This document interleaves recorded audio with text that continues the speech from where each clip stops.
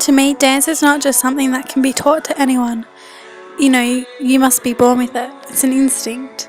I don't know how my body knows exactly what to do with the music, but it's beautiful. I can reenact any emotion or time I want to and live it right then with the music. It's life to me, the only thing that brings me to life.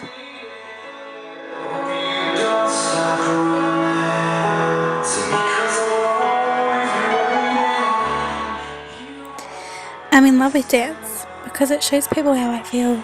Dance makes me who I am, and I wouldn't change that for the world. I enjoy standing in the middle of a big empty stage, showing an audience what I have to express. I enjoy giving it all I have in dance, even if that means sweating my bum off.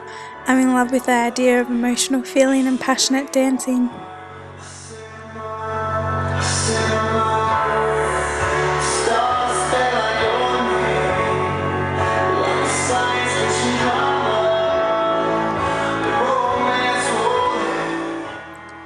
Dancing is an escape from the real world, that I've been using for 15 years of my life. I've been dancing ever since I was 5.